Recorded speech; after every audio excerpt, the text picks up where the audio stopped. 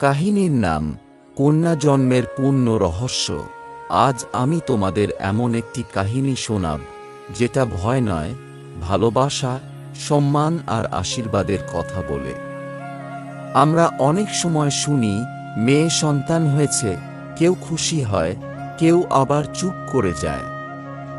কিন্তু হিন্দু শাস্ত্র এই ঘটনাটাকে কিভাবে দেখেছে সেটা জানলে সত্যিই ভাবতে হয়। প্রাচীন গ্রন্থে কন্যাকে শুধু সন্তান বলা হয়নি, তাকে বলা হয়েছে গৃহলক্ষ্মী, শক্তির রূপ, দেবীর অংশ। এই ভাবনার উল্লেখ আছে দেবী ভাগবত পুরাণ, মনুস্মৃতি এবং মহাভারতে। কথিত আছে একবার দেবতারা দেবীর কাছে প্রশ্ন করেছিলেন, মানুষের ঘরে কন্যা জন্ম নেয় কেন? দেবী তখন জানান, তিনি নিজেই কন্যার রূপ ধরে পৃথিবীর ঘরে ঘরে আশীর্বাদ হয়ে প্রবেশ করেন। তাই যেখানে কন্যা জন্মায় সেখানে দেবীও কৃপা থাকে।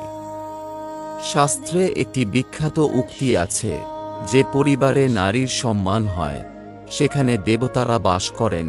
এই উক্তিটি পাওয়া যায় মনুস্মৃতিতে। অর্থাৎ কন্যা জন্ম মানে শুধু একটি নতুন প্রাণ নয়, সেই ঘরে শুভ শক্তির আগমন। এবার শোনো একটি পুরাণ কথা। এক রাজা ছিলেন, তিনি বহু যজ্ঞ করতেন, দান করতেন, ধর্ম পালন করতেন।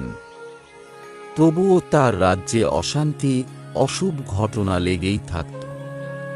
তিনি ঋষিদের ডেকে বললেন, আমি সবকিছু করছি, তবুও শান্তি পাচ্ছি না কেন? ঋষিরা ধ্যান করে বললেন, তোমার ঘরে এখনো লক্ষ্মী আসেননি। রাজা অবাক হলেন। কিছুদিন পর তার ঘরে একটি কন্যা সন্তান জন্ম নিল। আশ্চর্যভাবে ধীরে ধীরে রাজ্যের অশান্তি কমতে লাগল, সমৃদ্ধি বাড়তে লাগল, মানুষের মুখে হাসি ফিরল। তখন ঋষিরা জানালেন, এই কন্যাই তোমার ঘরের লক্ষ্মী। এই কাহিনী প্রতীকী, বোঝায় কন্যা মানে সৌভাগ্য, শান্তি, মমতা আর শুভ শক্তির আগমন। আবার মহাভারতে আমরা দেখি কুন্তী তার ধৈর্য ও প্রজ্ঞা দিয়ে সন্তানদের রক্ষা করেছেন। দ্রৌপদী তার সাহস দিয়ে অন্যায়ের বিরুদ্ধে দাঁড়িয়েছেন। সাবিত্রী তার দৃঢ় সংকল্প দিয়ে মৃত্যুর হাত থেকেও স্বামীকে ফিরিয়ে এনেছেন। এই উদাহরণগুলো দেখায় নারী শুধু সংসারের অংশ নয়, সংসারের শক্তি।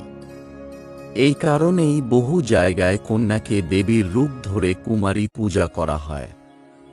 কারণ বিশ্বাস করা হয় কন্যার মধ্যে দেবীর উপস্থিতি আছে। শাস্ত্র আমাদের একটি বড় শিক্ষা দেয়, কন্যা সন্তান কোনো বোঝা নয়, কোনো দুর্ঘটনা নয়, কোনো দুঃখের কারণ নয়, বরং তাকে আশীর্বাদ হিসেবে দেখা হয়েছে। যখন একটি মেয়ে জন্মায় তখন সেই ঘরে আসে মায়া, মমতা, ভালোবাসা, করুণা আর এক অদ্ভুত শান্তি। তাই কন্যাকে বলা হয় গৃহলক্ষ্মী। এই কাহিনী আমাদের মনে করিয়ে দেয়, সমাজ যাই ভাবুক, শাস্ত্র বহু আগেই বলে গেছে, কন্যা মানে দেবীর আগমন।